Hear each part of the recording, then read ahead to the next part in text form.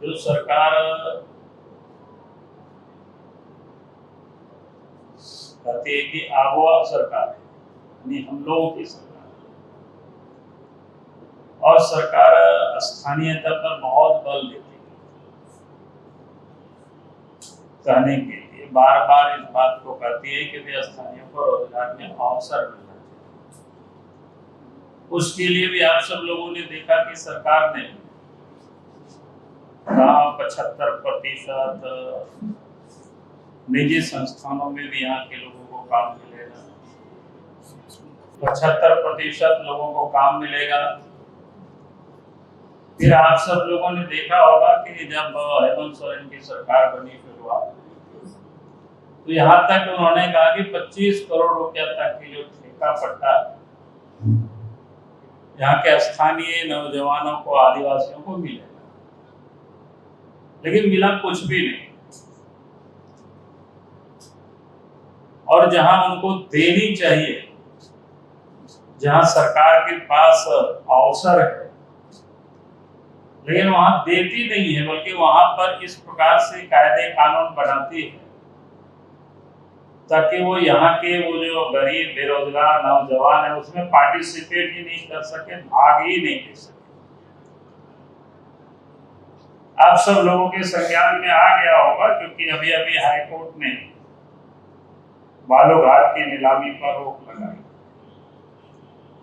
रोक इस कारणों से नहीं लगाई, हम जो कारण बता रहे हैं, रोक तो इस कारण से उन्होंने लगाई क्योंकि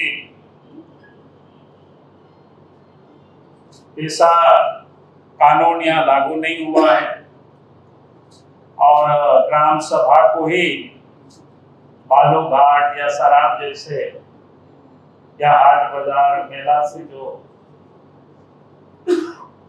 टैक्स लगाने का या वसूलने का ये जो राइट्स है, तो स्थानीय निकाय को ही है, पंचायत को ही है, ग्राम सभा को ही। लेकिन सरकार किसी को देना नहीं चाहती है, वो अपने ही पास सब कुछ रखना चाहती है ताकि उसमें से उनकी मोटी कमाई कर सके।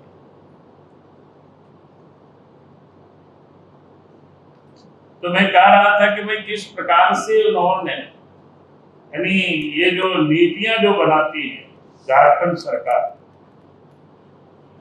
तो लगता ही नहीं है ये नीति ये बेरोजगारों के लिए सरकार ने बनाई, बल्कि ये नीति ही माफियाओं के लिए बनाई। बड़े बड़े पैसे वालों के लिए इन्होंने नीतियां बनाई ताकि उसमें से गरीब पार्टिसिपेट ही नहीं कर सके, बेरोजगार नौजवान उसमें पार्टिसिपेट ही नहीं कर सके। वो नीतियां हैं उसी प्रकार से उन्होंने बनाई। अब उनमें से उन्होंने क्या क्या किया है, ऐसे तो मेरे पास 5-6 जिलों का कागज है, लेकिन मैं उसको संक्षिप्त में बता रहा हूं कि पहले तो इन्होंने ग्रुप किया हर जिला के बालूघाट। तो मैं 6 ऐसे जिलों की मैं आपको बताऊं तो थोड़ा आपको समझ में आ जाएगा। जैसे गोड्डा जिला है, एक ग्रुप में ही डाला है 16 बालूघाट, एक ग्रुप।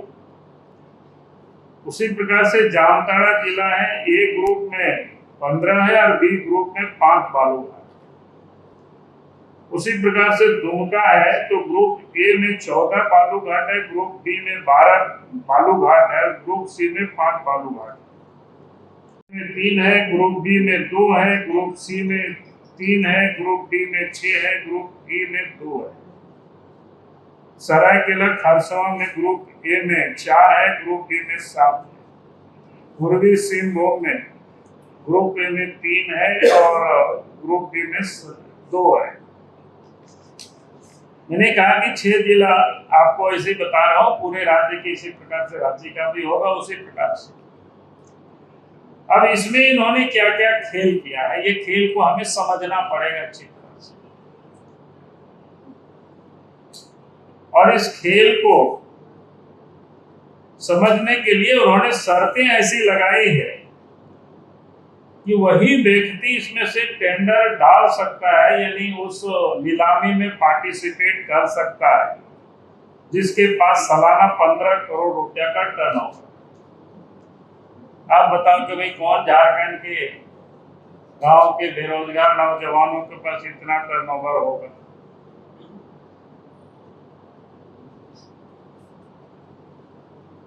तो आप ये जरा सोच सकते हो किस प्रकार से, यानी यहाँ के जो बेरोजगार युवक है, आदिवासी युवक है, इनका बालू जैसे माइनर मिनरल्स है उसके व्यवसाय से भी लोगों को इन्होंने दूर कर दिया।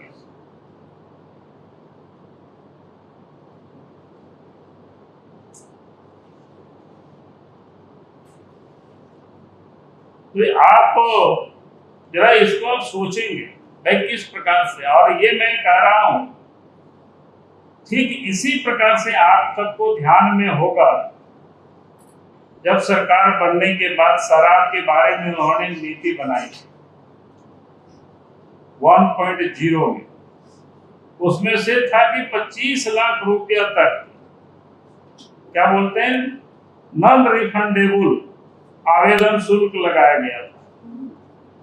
अब 25 लाख उस समय लगाया गया था नॉन रिफंडेबल, यानी आप अगर उसमें पार्टिसिपेट करना चाहते हैं तो 25 लाख रुपया उस समय की मैं आपको बात बता रहा हूं। तो इसके बाद तो कौन उसमें से पार्टिसिपेट करेगा? वही पार्टिसिपेट करेगा ना जिसका पहले डील हो जाता है, ताकि उनका पैसा नहीं डूबे। नहीं तो अगर उनको नहीं मिला तो फिर उनका तो 25 लाख रुपया गया कुल मिला जुला करके। जो लोगों ने सेटिंग किया हुआ था उन्हीं लोगों को काम मिले और उन्हीं लोगों ने डाला, फिर उन्हीं लोगों को मिला। बात की कहानी भी आप सब लोगों को पता है कि हमने उस समय सरकार को पत्र लिखा था, क्या क्या गड़बड़ी हुई थी उस समय उन्होंने जांच नहीं की सरकार ने। अब उसका परिणाम आप देख रहे हैं। शराब घोटाला में उनकी जो एक सचिव थी अभी जेल में बंद है। और अभी भी जब मैं ये बालू घाट की नीलामी के जब डॉक्यूमेंट्स आप कभी पढ़ेंगे उसको नेट से आप सब लोग भी निकाल सकते हो, तो ये समझ में आएगा कि लगता है कि सरकार ये बनाती नहीं है इन सब नियमावली इस प्रकार की। लगता है कि जो इस क्षेत्र में जो काम कर रहे हैं, काम करने वाले जो माफिया है, वही लोग नियमावली बना करके देते हैं। सिर्फ पदाधिकारी जो सचिव होते हैं या सरकार के मंत्री होते हैं शायद वो लोग सिर्फ साइन करते हैं, नहीं तो इस बात की वो लोग ध्यान रखते गरीब के बच्चों को, यहाँ के बेरोजगार नौजवानों को रोजगार मिलता। हमने तो बार बार सरकार से आग्रह किया था कि भाई बालू घाट को आप नीलामी मत करिए, स्थानीय युवकों को ना उसको बंदोबस्त कर दीजिए और ऑन कमीशन बेसिस जो पैसा आएगा उनको कमीशन दीजिए, बाकी सरकार के खजाने में जाएगा, कोई दिक्कत नहीं है, लोग रोजगार भी कर सकते हैं। या फिर आप सिंगल बालू घाट को आप नीलामी करिए। इस ग्रुप में करने का क्या मतलब है? ग्रुप में कराने के पीछे का भी मैं आपको कारण बताना चाहता हूं क्योंकि आप सबको और समझ में आ जाए। पिछले बार झारखंड में जो 500 से अधिक बालू घाट थे उसमें से 50 से करीब बालू घाट ही नीलामी हुआ, यानी जिसको कह सकते हैं लीगल जो बालू की ढुलाई होती थी, और बाकी जितने भी घाट था वहां पर सब इलीगल काम ही चलता था। अब इसको इन्होंने बड़े कारीगरी से लीगलाइज करने की कोशिश कर रहे हैं। नीलामी के लिए ऑप्शन तो कर देगा एक ग्रुप में, जिसको सेटिंग किया हुआ है, जो कि गरीब तो कोई ले नहीं सकेगा, बेरोजगार नौजवान कोई नहीं ले सकेगा, जिसके पास उतना टर्नओवर नहीं है पैसा। फिर लेने के बाद भी जो 2 महीना के अंदर में जो पैसा जमा करना है तो वो जमा नहीं कर सकेगा 85%। तो मैं ये कह रहा था तब क्या होने वाला है, ये 16 बालू घाट की मैं ये बता रहा था। जो इंटरेस्टिंग इसमें से खेल है वो खेल क्या है कि पर्यावरण क्लियरेंस होता है, फॉरेस्ट क्लियरेंस होता है। आप सबको ध्यान में है कई एक बालू घाटों की जो फॉरेस्ट के पास पड़ता है तो वहां पर फॉरेस्ट क्लियरेंस मिलता नहीं है। तो 16 में से अगर एक भी उनको क्लियरेंस मिल गया, 16 बालू घाट को के घाटों से बालू को उठा करके उसी पर वो बेच देंगे बड़ी आराम से। यानी इसकी इन लोगों ने एक कारीगरी किया, यानी पूरी तरह से झारखंड की बालू को माफिया के हवाले कैसे किया जाए, कैसे लूटा जाए। लूट तो अभी भी चल रहा है, अभी भी अब बरसात के समय आज भी हम देखे थे, हमको लोगों ने गोडा सुंदर पहाड़ी से वीडियो लोगों ने भेजा मोबाइल में, वो मैं देख रहा था। कल भी मैंने देखा कि कहां का धनबाद जिला का, वो भी किसी क्या बोलते हैं सोशल मीडिया में हमने देखा था कि वहां कैसे कैसे माने ट्रक से पानी से लोग निकाल रहा है बालू, ये सब दिखता है, वहां गाड़ी लगी हुई है किस प्रकार से।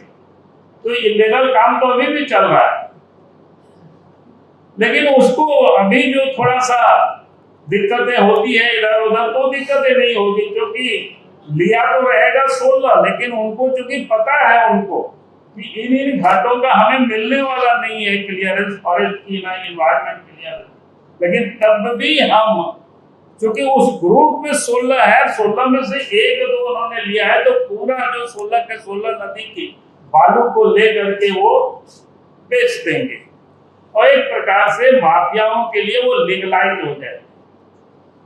तो ये एक लूट की बड़ी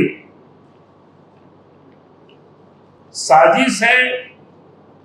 इसलिए हम सरकार से ये मांग करते हैं, भाई ये स्थानीय युवाओं का अधिकार बनता है, अर्थात ये ग्राम सभा को दे देना चाहिए और इसमें से कोई, लेकिन परंतु इसमें से नहीं करनी चाहिए सरकार को।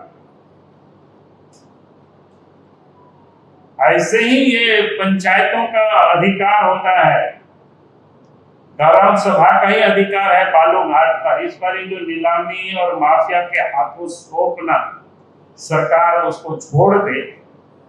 और नहीं तो मैं कहूंगा कि जिस प्रकार से जो लोग नीति बनाए हैं, तो आपने देखा कि एक सचिव तो जेल में है, और जिन लोगों ने इस प्रकार की बनाया है, तो आने वाला कल में पता चलेगा कि दूसरा जो इस प्रकार की नीति और नियम बनाने वाला सचिव भी फिर जेल चला जाए।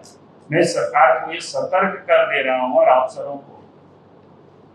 इसलिए हम कहेंगे कि भाई एक ये तो बेरोजगार नौजवानों के हाथों ग्राम सभा को ये बालू घाट सौंप देनी चाहिए सरकार को।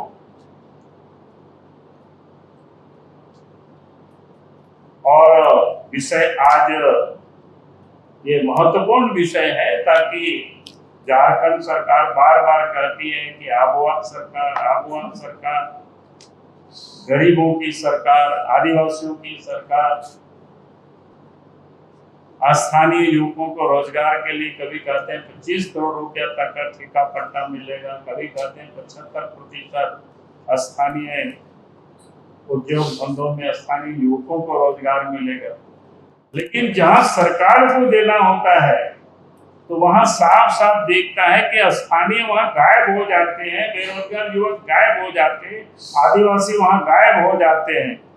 वहां तो नीति नियम किसके लिए बनता है? बड़े बड़े माफियाओं के लिए बनता है, जो ये लोग बालू को जो लोग लूट रहे थे, जो लोग लूट सकते हैं, उन लोगों के लिए बनता है। इसलिए मैं हेमंत सोरेन जी से कहूंगा कि भाई आप इस पर पुनर्विचार करिए और ऐसा नहीं हो।